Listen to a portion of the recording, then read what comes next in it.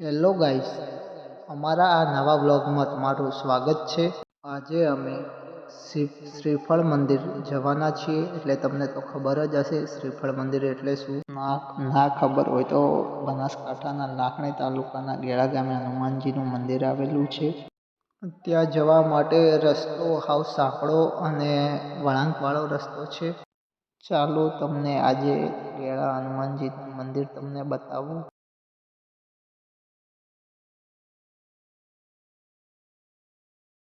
હનુમાનજીનું મંદિર 700 વર્ષ જૂનું માનવામાં આવે છે. આ મંદિરમાં સ્વયં હનુમાનજી પ્રગટ થયા છે.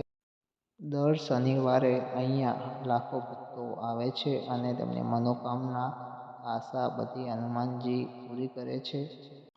ચાલો તમને ગેળાના દાદા હનુમાનજીના દર્શન કરાવું.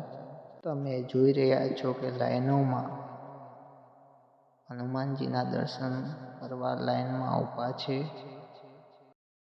હનુમાનજીને હવે આપણે તેલ ચડાવી દઈએ. આખી દુનિયામાં આ એક એવું મંદિર છે જ્યાં નારિયેળનો પહાડ બની ગયો છે. માન્યતા પ્રમાણે અહીંયા રડતું નારિયેળ મૂકવામાં આવે છે. અહીંયા નારિયેળનો ઢગલો બહુ મોટો હોવાથી તેને શ્રીફળ મંદિર પણ કહેવામાં આવે છે.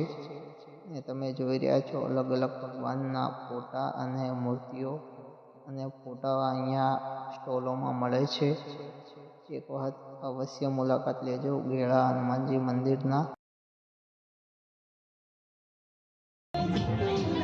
થોડી આગળ રીલ બનાવતા જોવા મળે છે.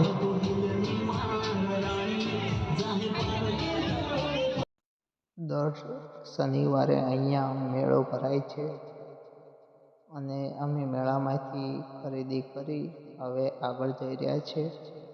ને મેળામાં ફરીને બહુ ભૂખ લાગી હતી.